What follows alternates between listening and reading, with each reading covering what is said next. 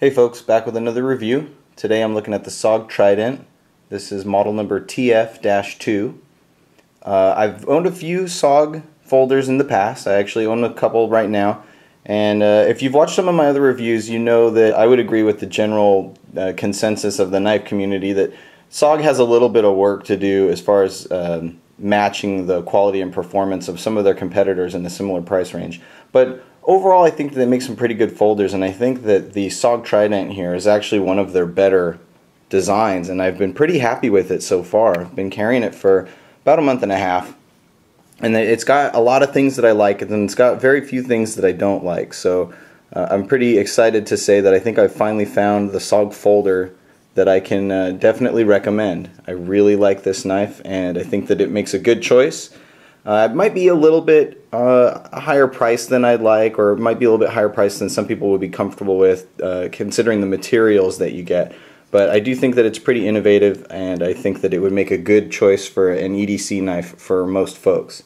So let me jump right into some of the specifications here. This is assembled in the United States, at least according to SOG's website. So as far as where the parts are actually made, I couldn't say for sure, but they do list it as assembled in the US, so take that as you will. I would say this is probably based off of their seal knife and their seal pup knife as far as the kind of Bowie style or clip point style blade on here, which I find very attractive. I think it's a really good looking blade profile. So if you're looking to get this, but maybe you don't want this exact configuration, there are several other variations available. Most of them will have the same basic handle, but there is also the Mini Trident series, which has a smaller blade, smaller handle, but same basic overall design. And then there's also a Tanto style blade, and you can also get this partially serrated. You can get the handle in different colors. So there are quite a few options available if you like the design, but maybe you want a few extra choices or different options. There is going to be probably something out there for you. I bought this about a month and a half ago. I actually bought it from a YouTube member named Shao Kim, really nice guy with a great channel of his own, and he gave me a really good price on this. So I didn't buy it new, but I will say that it arrived to me in like new condition. So for the most part, I'm going to kind of review this as if it was close to new condition. The blade length is 3.75 inches, so just shy of 4 inches, and it's a good length. I'd say that overall this is a medium to large size folder. It is 8.5 inches overall when opened, and when closed you're looking at just under 5 inches. I think it's like 4 and 15/16 inches, somewhere around there. I wasn't able to measure it exactly, but somewhere just shy of 5 inches. So good size. It's going to fit easily in most folks' pockets. You shouldn't have any trouble clipping this in your pants pocket. Weight is 3.6 ounces according to SOG. On my scale I get 3.4 ounces. So, somewhere in the 3.5 ounce range. Nice and light, not too heavy, and it feels great. It doesn't feel, like it's weighing you down either in your pocket or in your hand. So that's nice. Blade steel is AUS 8. Like a lot of SOG's other folders, it is actually not marked on the blade itself, but according to their website, it is AUS 8 steel. And I haven't had any rust issues or anything like that, so thus far it's been fairly corrosion and rust resistant, which is always nice. We don't like getting little speckles on our blades. Blade thickness is 1/8 of an inch. Very thin, I think, for the size of the knife. It's very, very thin. It's almost like a kitchen knife in its thinness, but it makes the knife an excellent slicer. It pierces, penetrates, and slices easily. So this would make a really great choice if you're cutting up a lot of cardboard, cutting through tape, cutting through twine or paracord often. This would be a really good pick for that. Blade shape, as I mentioned, is a Bowie style or clip point style blade, and it's probably, to me, it's its most striking feature. I really love the shape of this blade. It's got sort of an old-fashioned or traditional Bowie style shape to it, and I really like that. So as far as the looks of it, it's one of my favorite knives that I own. Blade grind appears to be a saber grind or a flat grind. I can't quite tell if it's hollow. It doesn't appear to be, so I'm going to say it's basically a saber grind. And it's ground very high. You can see where the swedge comes in at the spine. It's almost a full flat grind. And like I mentioned before, that thinness with this blade grind makes it an excellent slicing blade. Handle material is GRN or glass reinforced nylon. So if you've dealt with FRN or Zytel, Basically, that's what you're getting right here. Very similar in its, in its overall feel and weight. And it is held together with some hex screws. So we've got 1, 2, 3, and 4 holding the body together. 1 to attach the clip, and then 1 at the pivot. So if you've got a hex driver, those are easy enough to remove if you need to open it up, do any cleaning or maintenance. It is skeletonized inside. I will employ my Quark, or 47's Quark QTLC to kind of show you, since the lighting's kind of bad right now. You can kind of see that the handle is skeletonized inside, and towards the back, this might be harder to see, there are some partial steel liners in the back of the handle there, inside. So fairly light, but still very strong. There's no twisting or flexing or, deformation or anything when you squeeze the knife, or, holding it in various positions, or using it aggressively. I didn't feel the handle bend or flex at all, so that's really nice. It is a closed design, so if you need to clean it out, you'll be getting in there with a Q-tip or maybe a paper towel and the toothpick, something like that. Of course, except for the little cutting groove, which I'll get to here in a moment. So you can see there is one little opening where that groove runs through the side of the handle. And as far as texturing, it's got sort of like a diamond pattern, and it fades out towards the ends. Very comfortable, provides some decent grip, but not overly aggressive. Overall I find it nice, very comfortable, and this is about the kind of texturing that I find acceptable on a knife. Anything more than this seems to get too rough and gritty. It can kind of tear up your pockets, might even get uncomfortable in your hand after using it for a long time, but I find this to be very nice. Jimping, we've got jimping all over the place, so if you are a jimping fan, you're going to really like this knife. We've got a large section of wide serrations at the back of the blade there, at the thumb ramp. More at the spine where the blade meets the spine there, more at the base of the handle at the back, some on the inside there, and then some in that finger groove. And they work very well. They're not, again, just like the texturing, they're not overly aggressive, so they do provide a fairly positive grip, but without being irritating or kind of wearing or annoying your hand after a while. So there's not really much handle irritation as far as the jimping. However, I did find that when using the knife for a long time and keeping a tight grip on it, I did kind of push my finger up against the blade safety, and that can be kind of annoying. Depending on the size of your hand or how you're holding the knife, that can kind of rub underneath your finger, and it might just be a little bit irritating. It wasn't a deal breaker for me, but it's just something to note. Speaking of the handle, we do have a lanyard hole at the back, and similar to Spyderco's Paramilitary 2, this one has a very large and generous lanyard hole, so that you can fit some 550 through there, and in fact you can double up that paracord and run it through twice. So that's really nice, and it doesn't really get in the way. And for those of you who like lanyards, you're going to have a lot of options available to you as far as how much you can fit through there and how you want to loop it through or weave it. Pocket clip we do have. It is tip up only, but it is left and right side compatible. So lefties and righties can each wear this in either pocket. And as long as you don't mind that it's tip up only, you'll be good to go. That's my preference, so for me I don't mind that it doesn't have tip down. And pocket clip strength is excellent. It's of a nice thick stock. It's very springy. Not too tight. It's getting towards too tight for me. It's pretty darn snug when it goes into my pocket, but it's really nice because there's just no chance that it's going to come out. So I would say the pocket clip strength is excellent. And as far as how it carries in your pocket, carries very well, sits low. You can see it's got that low riding clip that comes all the way up and over the butt of the knife. So this will sit completely flush in your pocket, and you won't even see an inch of the knife unless you're looking right down over the top. So that's always nice for people who like a discreet carry. Not a big deal for me, but it can be nice, and it definitely keeps any part of the knife from sticking out too far and maybe getting caught on something or snagged. The only thing is that the lanyard will sit down within your pocket as well, so if you like to have it hanging out to make it a little bit easier to pull out, that depth might be a very small issue, but not a big deal overall. Balance on the knife is really nice. Front to back, it's very even. It's not blade or handle heavy, so it feels just right when carrying or cutting. And the opening mechanism is a dual thumb stud, and it opens easily left or right-handed.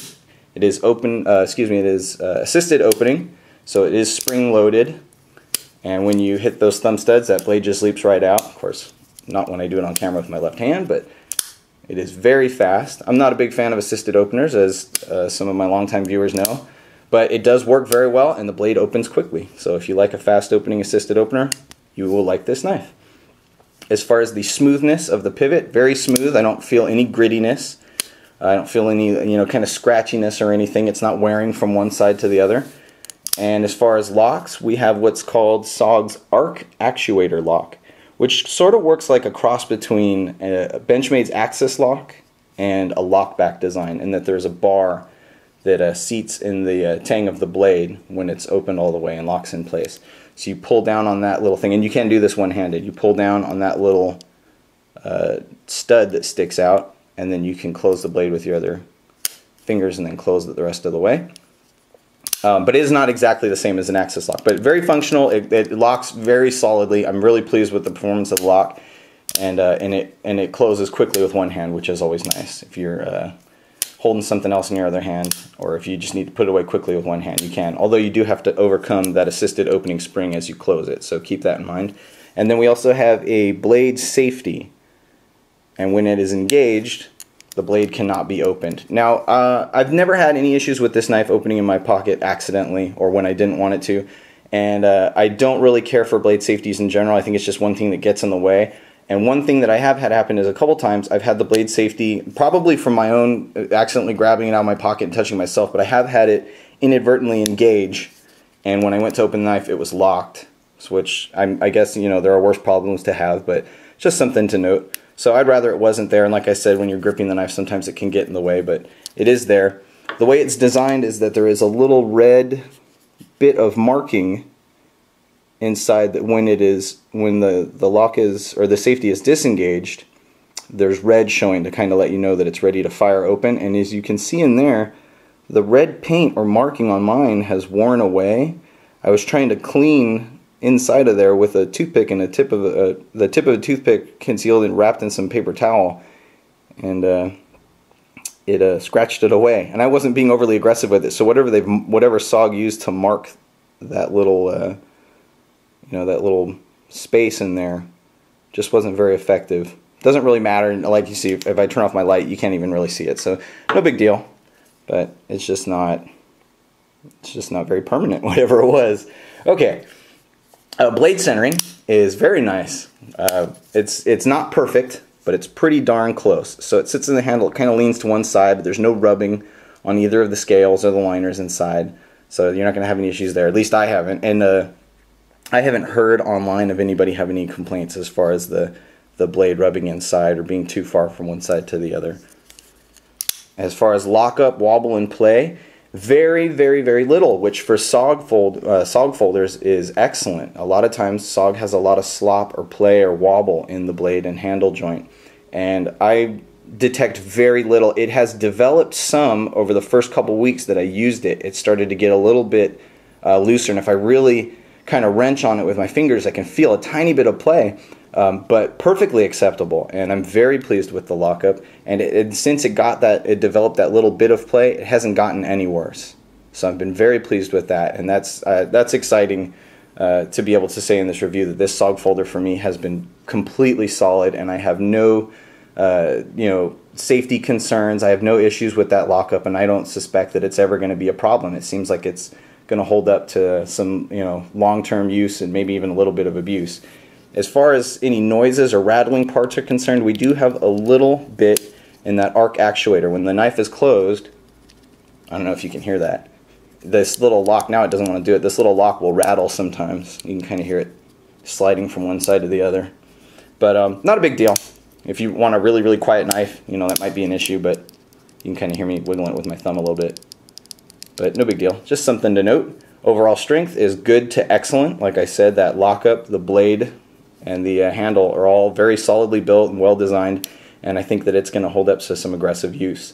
And I do put plenty of trust in this knife, so I wouldn't be concerned taking this knife and using it, as my main blade. Edge bevel symmetry could be a little bit better, but for the price that you'll pay for this knife, which is probably anywhere from $50 to $70, I think that the factory grinds are pretty darn good overall. Cuts very well, slices excellently, like I mentioned before. It holds an edge pretty good, AOS 8. I'd say this is on par, typical for most AOS 8 steel, as far as it being within the standard, the norm for this type of steel. You'll be sharpening it or perhaps stropping it semi-frequently, a couple times a month to keep it super sharp for standard, everyday use. If you were going to use it aggressively, if you're using it outdoors for cutting wood or whittling or something, which I've done with this, you'll be sharpening it quite a bit more often, maybe every day or every other day, if you're going to use it for some, some heavy duty, extensive cutting day after day. You'll be having to do a little bit extra upkeep on that edge, but again, no big deal. I really like the looks. I actually love the design of this knife. One thing that I don't really care for on this knife, other than the blade safety, is the little cutting groove that SOG decided to include. They've put this in here as like a strap cutter or cord cutter, and it will work for some stuff. It works fine for like fishing line. It cuts quickly. Paracord and straps, less so, and that's the reason I don't really like it, and I think it was more of a gimmick than anything else. If they had just filled in the handle there and put it straight across, I would feel a lot better about this knife as far as the looks of it and the overall design. To me, this was just sort of a novelty, something to kind of catch someone's eye when it's hanging on the shelf at the store.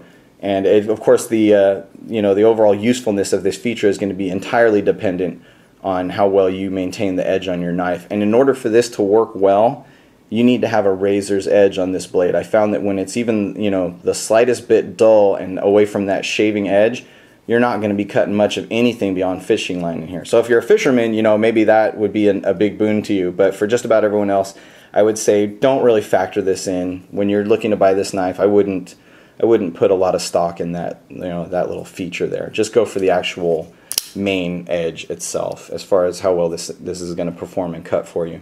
But those are really the blade safety and that little cutting groove are my two main complaints. If I had to choose a couple flaws, I would say those were it.